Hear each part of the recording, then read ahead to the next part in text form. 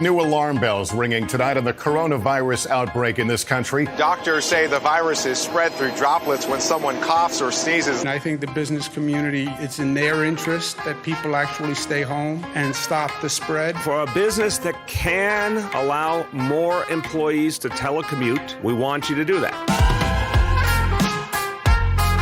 Hi, friends. I'm Andy Paul, host of the Sales Enablement Podcast, and I want to encourage you to listen to my brand new special 6-part podcast miniseries titled Selling with Purpose.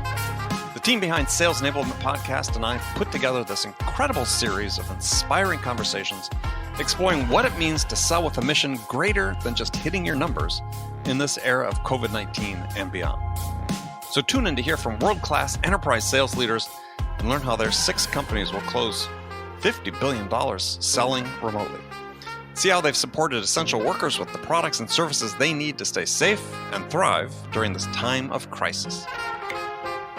Subscribe to Selling with a Purpose now on Apple Podcasts, Spotify, Stitcher, or wherever you listen to podcasts.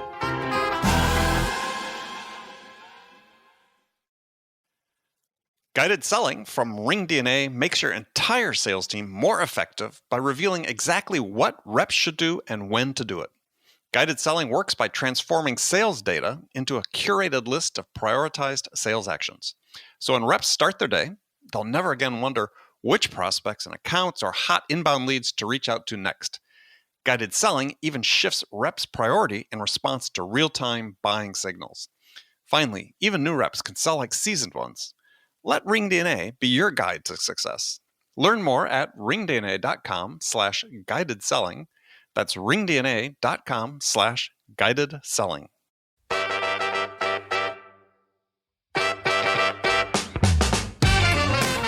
Hi, friends. Welcome to the Sales Enablement Podcast. I'm your host, Andy Paul. Now, today I have a special episode for you.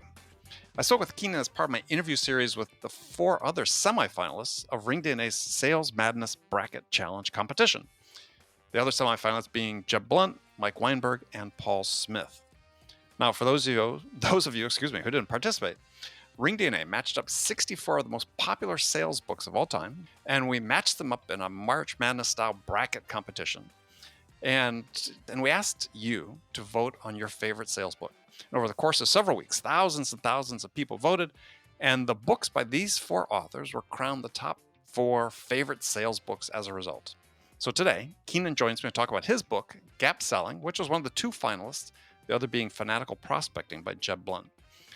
And so you're going to hear me ask Keenan why gap selling has resonated with so many sellers and become so popular as a result. Keenan, welcome. What's up, baby? Thank you for having me. Glad to be here. Well, pleasure to have you. So we caught you on vacation, right? Staycation. I mean, yes, I came out to Manhattan Beach for the summer to just, change up the scenery before I... Not a bad place to be. Yeah, no, I'm having a good time. Not a bad place at all. Not a bad place. Surfers? Anybody surfers? That was part of the reason to learn. Like, the ultimate life goal is to do this every summer, moving on here forward. So I'll ski all winter and then come and surf all summer. Right. So I've done it a couple times. I suck at it. So I got a lesson tomorrow morning, 8 o'clock with the girls. We're all going to do a lesson together. Yep. What's the water temperature? Cold as shit. Wetsuits. Here we go. Oh, yeah. I bought the wetsuits right when I got here. Yes. Yeah. You need those. Okay. So first of all, congratulations. You were a finalist in ringDNA's, there you go, Sales Madness Bracket Challenge, Gap Selling, with one of the longest subtitles ever, Getting the Customer to Yes, How Problem-Centric Selling Increases Sales by Changing Everything You Know About Relationships, Overcoming Objections, Closing, and Price. Yeah, I wanted to win. I was mad. Look, I give Jeb credit, but I wanted to win. I have to admit this. I thought you were going to get knocked out in the first round by spin selling. I thought, that's an iconic book. But then once you not only won, but crushed spin selling, you had 82% of the vote that first round against spin selling. I thought, I think we may have a potential winner here. I was not surprised you made it to the finals at all at that point. Sure. What is it about gap selling that's resonated with people so much? This is the book that's on everybody's lips. It's hard for me to answer that question without feeling like I'm sounding like a douchebag because it's my book, right? Well, you can brag a little bit. That's fine. I think if I were to sort of coalesce what I've been hearing from people, right? One of the things I've been hearing a lot is people really appreciate the fact that it is very direct, very straightforward, and takes what is normally considered complex topics or theoretical topics and make it very, very simple and easy to understand. Mm-hmm. People are like, oh my God, I get it now. I know what to do. And then I think they also appreciate that it's got actual exercises and it doesn't read or feel like a textbook or a traditional business book. I think people felt they told good stories, could walk them through, but then also it was just tons and tons of actual selling method and then what to do with that selling method. I think that was what I'm hearing a lot. And I think the other one was the fact that it was different, right? Like people could actually, all right, this is different than what I've been hearing. We challenged a lot of the general notions and I think people are like, wait, I get it now. Like I get how this works. Oh my God, it's making sense. I see what's going wrong. Like I think that's it. I think for a lot of people just make lights bing, bing, bing. Right. And they knew what to do with those lights when they went off. Those light bulbs went off. Well, give us examples of what some of those light bulbs are compared to other sales books or business books they might have read. So I think the gap in itself, the very simple concept of the gap, in making people spend time and focus on the current state, right? It's like what I tell people all the time, no one buys anything and no one changes, and changing is buying is getting someone to change until their current state is untenable. And if someone can't associate with their current state and say, wait, this is untenable, I can't stay here, this doesn't work for me, that's a problem, then anything else you do is a waste of time. Right. So I think it really helped people a lot to crystallize how people buy. And what I say all the time, and I didn't do a good job in the book, is if you look at the gap selling framework, current state, future state, and the gap, that aligns with how we actually decide as human beings in everything we do. Whether it's, starting the ringDNA March Madness contest, whether it's running out and getting something to drink at the store, running to the store and getting something to eat, whether it's whether I want to clean my house right now or not, every decision is done the exact same way, and gap selling aligns with that. The first thing we do is like, oh, do I need to clean my house right now? I really don't want to. Well, let me take a look. Assess my current state. It's a shit show and it stinks. And then you think, oh, and I've got someone coming over. That's not tenable. That's not tenable. I have to change it. So once I've determined what the change is, do I do it now? Do I do it in an hour? Do I have someone hired, someone to do it? Do I just do some of it? Will they be going into my bedroom? All of those are my options, right? And then based on those options, I figure out which one is best going to give me the desired outcome that I want. Well, gap selling is exactly designed to sell how we decide to change. Okay.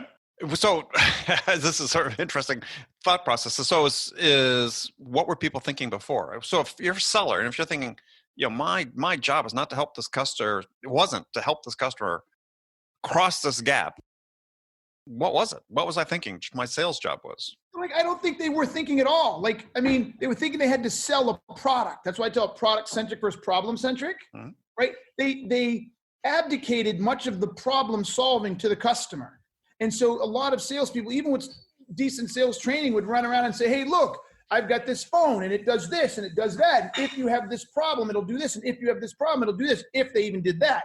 Look at it, it's got this feature and that feature, and you can call your kids and you can do this. Well, they don't even know that I don't have kids. They don't know my kids are 25. They don't know I don't like my kids, right? Well, they say, oh, you can take pictures. Well, I don't really care about the pictures. I don't go anywhere. They just throw the shit at you. And then they expected the buyer to then assess, okay. Sort through it, right? Yeah, work through it on their own. Right. Yeah. That's an excellent book. And so start moving on a little bit from that is we've gone through this shutdown period. You've been in Denver area. What did you learn about yourself during this period? What was the biggest lesson you learned about yourself during the shutdown? I don't like sitting around, for starters. You do or you don't? Don't. Don't? Yeah. Like that. You probably knew that already, though. And I'm kind of lazy. And I really need motive. I really need something to get me going. I watched way too much freaking television. Yeah. Way too much. In some areas, I did some great stuff. In other areas, I think I squandered time. But yeah, that I'm more lazy than I realized. I think the two. Look, I've been working as an entrepreneur for years. Right. I'm in my 10th year as a sales guy. I started the company by myself, just me. You know what I'm saying? So a lot of things I think I would have learned in this. I kind of learned a long time ago when I'm, got divorced, just started the company, sitting at home on a Thursday, no kids, trying to figure out where my next freaking paycheck's going to come from. And I was like, oh, I better get my shit together. And I learned, so it really wasn't that. How big is the sales guy empire now? How many people? Yeah, we're now 7 figures and 5 people and handful of 4 full-times and a handful of 1099s that are seems to be growing by the day. And we're looking to hire another salesperson here, so be 5 soon. So not where I want it to be, but I'll probably never be where I want it to be. Yeah, I remember we had this conversation when your first book came out, Not Taught. It was about building your empire. Yeah. And you've made great progress since then. Thank you, sir. So every period of transition brings a lot of changes to it. I mean, after 9/11, who thought we'd all, have the patients stand in line for security and these intrusive checks and so on, yet life's gone on. More people travel than ever because of that, or despite that. So what are the changes could be in the sales world as a result of what we're going through right now? I think this, with the exception of certain things that by design or by product can't be sold virtually, I think the concept of outside sales reps is dead. I think people are realizing be able to sell this shit without outside sales reps. Why are we going to pay that? Why are we going to lengthen the sales cycle like that? Why are we going to take so long to do that? Mm-hmm. I think structurally is where you're going to see the biggest changes, right? I think sales teams are organized around complete virtual selling and really challenge why they needed outside salespeople. I think the other thing that we're going to see is I'd like to see, sure, is that more emphasis is put on the selling motion. Organizations really need to start focusing on the selling motion and how are their salespeople literally engaging with their buyers and what are they focused on. And when you went through a period when people had very limited amount of money, their priorities shifted, and you're still trying to get them to see value in your product or service, you can't do that by saying, hey, look at my phone, right? You can't do that by saying, Andy, you're such a cool guy. Oh, your son, what a neat kid. And, oh, yeah, you used to have red hair. No kidding. My mom had red hair. Like, you can't try to do this friendly bullshit. You got to really position yourself in a virtual setting with people you've never met before over a computer screen. You got to get them to recognize that, yeah, you can fundamentally change their business by solving some pesky problems that haven't been able to solve to date. And that's not how we've done it in the past, in my opinion. Most salespeople. But you still have to make that connection with somebody. You still have to build trust. Yes, trust, not likability, right? You know how I feel about this. I don't need to like anybody, but trust can be done through credibility, right? Like, I could get more credibility by asking 3 or 4 questions than I'll ever get by asking where you went to college or commiserating on the fact that we're getting old and going gray. Mm-hmm. So we got to teach our salespeople to have enough industry knowledge and problem knowledge. Acumen. Business acumen and problem knowledge so they can actually have conversations that create credibility with the buyers. Like, ooh, whoa, hey, go back. What was that? Talk to me again. What? That was a great question. My favorite statement by buyers, even more so than yes, is, oh, that's a great question. Mm-hmm. Favorite one. So how do we teach acumen? I mean, if we say this is one of the big changes, and I agree with you, going forward is, I think one of the big stumbling blocks is lack of business acumen on the part of sellers. Is how do we teach that? How do we encourage people? Is that something we teach, or people have to learn it on their own? Business acumen, they can teach on their own. I want to make it smaller, more precise. Yes, okay. I want business acumen, but I want problem acumen. All right, describe that. Problem acumen. So no matter what product or service you sell, it was designed at some point in time to solve a problem. So your ability as a sales organization and as an organization in general is to teach your salespeople and everybody involved as much as you can about the problem, why the problem exists, what the root causes are of the problem, how the problem manifests itself, the impact the problem can have on an organization, et cetera, et cetera. So when you become an expert in the problem, you can now have problem conversations. And through problem conversations, you develop credibility for understanding why the problem happened, how it's impacting them, what the root causes are, what the potential solutions are, et cetera, et cetera, et cetera. And that's how you do it. Problem conversations. Too many people try to do business acumen, and then their salespeople start talking about business issues that have no impact whatsoever on the shit you sell. Yeah, they can, absolutely. But I think that for what you're talking about, problem acumen, for me, that is business acumen, right? You have to understand the context of the problem the buyer has. Yes. So, and sometimes that context is in the context of, well, how does this organization make money? And sometimes a lot of sellers, they don't even understand how a company works. Yes. Okay. I agree with that. But that's the upper level business acumen. But let's pick any product in the world and let's be more precise. I'll show you why I kind of grimaced. Pick any type of product. You pick it. I suck at that, picking products.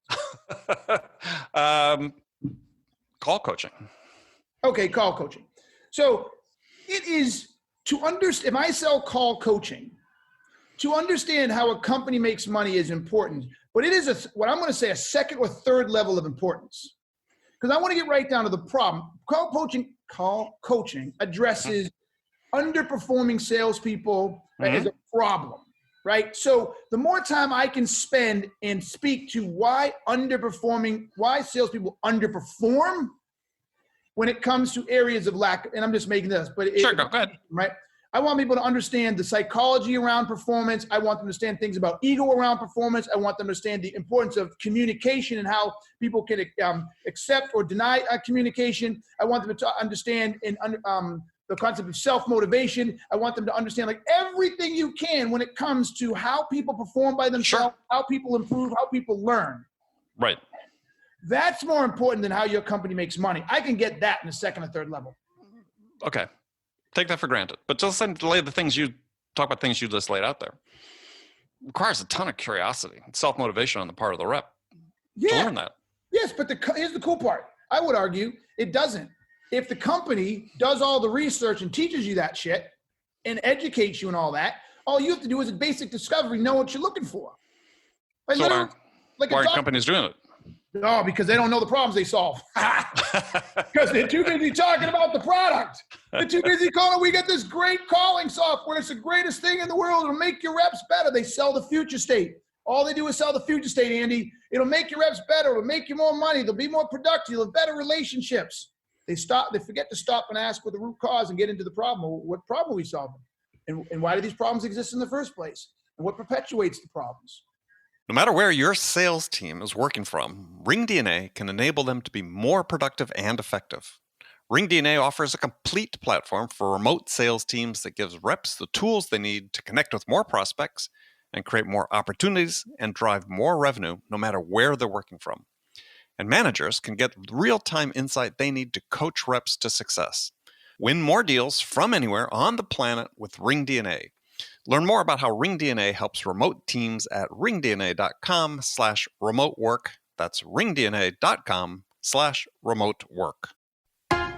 New alarm bells ringing tonight on the coronavirus outbreak in this country. Doctors say the virus is spread through droplets when someone coughs or sneezes. And I think the business community, it's in their interest that people actually stay home and stop the spread. For a business that can allow more employees to telecommute, we want you to do that. Hi, friends. I'm Andy Paul, host of the Sales Enablement Podcast, and I want to encourage you to listen to my brand new special 6-part podcast miniseries titled Selling with Purpose. The team behind Sales Enablement Podcast and I put together this incredible series of inspiring conversations exploring what it means to sell with a mission greater than just hitting your numbers in this era of COVID-19 and beyond. So tune in to hear from world-class enterprise sales leaders and learn how their 6 companies will close $50 billion selling remotely. See how they've supported essential workers with the products and services they need to stay safe and thrive during this time of crisis. Subscribe to Selling with a Purpose now on Apple Podcasts, Spotify, Stitcher, or wherever you listen to podcasts.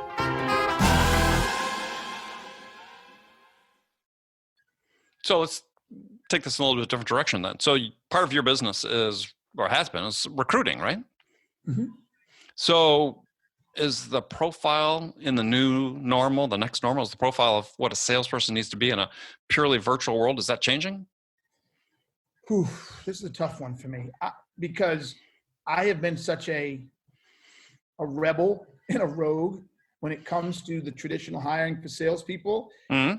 I've sort of ignored how people do it or made assumptions. So based on my assumptions, it had better change, right? I'm tired of, if another person says to me when they come to us to help them recruit and says, we need to find someone with SaaS experience, I'm gonna punch them in the nose. What the fuck is SaaS experience? Seriously, what? I mean, really? Right. Like that's basically SaaS is a cloud-based application that can be accessed anywhere in the world. How does SaaS experience help you sell? I mean, stop. So for my opinion, it just needs to be what I've always thought it was. And yes, it needs to zero in on people's curiosity levels, their business acumen, their critical thinking skills, their drive. It's almost all soft skills. And then the hard skills are your performance and your ability to articulate why and how you got shit done. Right. I don't care if it drives me crazy. Like, I will outsell 99.9% of most people on anything you want to teach, like anything. Give me medical sales, give me freaking phones, give me gum, give me anything. And I'll outsell 99% of most people. But yet if I wasn't Keenan and I didn't have gap selling and I went and tried to get a job in medical sales, we go, oh, you've never done it. We're looking at people who've done it. You idiot. You just passed on the best salesperson you ever have. So how are people going to assess this? When you say, I mean, how do they break out of the mold and say, yeah, this is a person with great potential per what you're talking about? They got to build a new criteria, a decision criteria or profile for what a great salesperson looks like. Not a great medical salesperson. That shit can be taught. Yeah. Right. In the first 3-6 months, depending on how complex it is, I might get my ass handed to me as I'm trying to learn the complexities of a cardiovascular, blah, blah, blah. But once I learn that shit, you're done. Like, it's over. I'm going to crush everybody. So stop. So it's the decision criteria. The hiring criteria is all jacked up. They put stupid stuff out there. Like, I need a SaaS person with 10 years of medical experience, a degree, blah, blah, blah. Who cares? No, I agree 100%. I was a history major. I sold satellite communication systems. I mean, Thank you. Yeah. I didn't know. I mean, I taught myself. Yes. I'm sorry, go. Well, I taught myself what I needed to know. Yes. Look, I think part of the problem, Andy, is part of the reason they do those things is because those are easy, right? So I think it's too easy. Like, that's easy checkbox. Oh, medical, check. Oh, 10 years experience. Oh, yep, check. College degree. Oh, yep, check. They made quota, every time in their job. Oh, yep, check. Great, hire them. They said they did. Oh, even better. Even better. They said they did, right? They said they did, right? It's a lot harder to know how to interview for, qualify for, and uncover somebody's intellectual curiosity, somebody's business acumen, somebody's problem-centric acumen, right? It's much more difficult. So they just punt it. They don't know how to do it. Well, so tell us, how do you do it? Because I know these things are important to you. We've talked about this before. It's all over your first book. How do you do it? So one of the first things I do, and this is the hard part about this, is most candidates fail at it. So I literally have to once I get a small group of people who did some of it, I have to take a shot in the dark because most even screw it up. The very first thing I do when I'm interviewing is, all right, what questions do you have for me? Like, none. And I'm like, no, well, here's a minute. Like, as many questions you ask, I'm here to ask as many questions for you to help you understand. And they might ask one stupid high-level question, and then they want me to ask the questions. First sign right there. That's not it, right? I'm literally begging you to do a discovery with me, and you don't do it, right? The second thing I do is and some people would probably say this isn't HR supportive, but I'm very careful how I do it. I say, I'd like you to pick a project that you did, something you started all on your own. And I want you to tell me, what was the project? Why did you start it? What was the motivation? What were your desired outcomes and what happened? And it can be personal or professional. I don't care. And I shut up.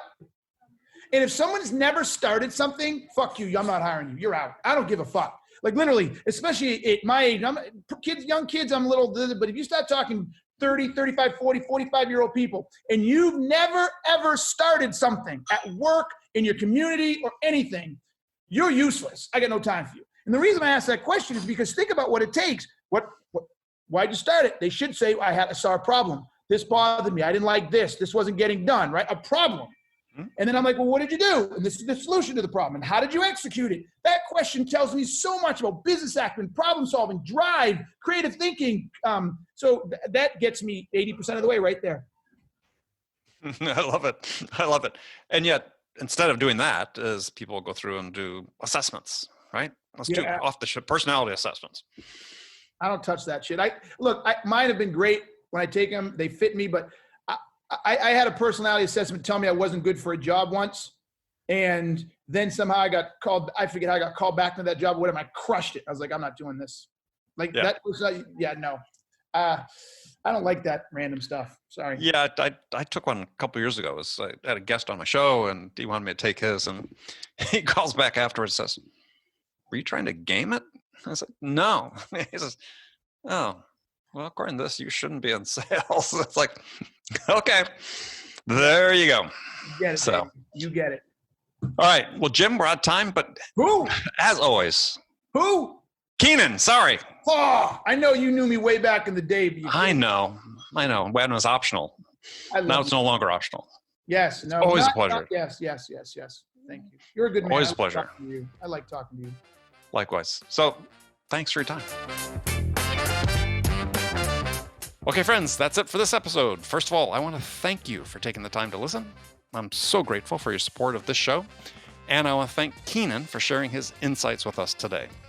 If you enjoyed this episode, please subscribe to this podcast, Sales Enablement with Andy Paul, on iTunes, Spotify, or wherever you listen to this podcast. And if you could also leave us a rating or review and let us know how we're doing, we'd appreciate it. You can do that all on your phone in less than a minute as soon as this podcast is over. So thanks for your help. And remember again, connect with me on LinkedIn or drop me a message if you have any questions about anything we discussed on the show.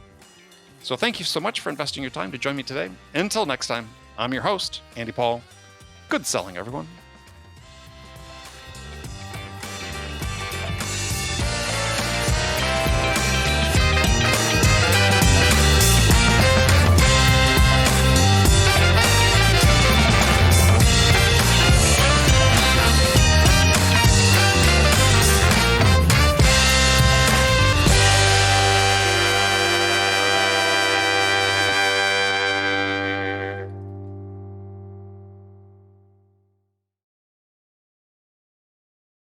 ringDNA is the leading sales enablement platform that uses AI to help scale business growth. Trusted by the top companies across the globe, ringDNA offers a suite of powerful tools for every sales role. The ringDNA dialer radically improves sales productivity and call connection rates, while guided selling helps reps know exactly what to do and when to do it. Conversation AI uses artificial intelligence to surface the most impactful coaching opportunities in real time. So, no matter where your team is working from, the ringDNA platform can help them exponentially increase call connections, opportunities, and revenue. Learn more at ringdna.com/platform. That's ringdna.com/platform.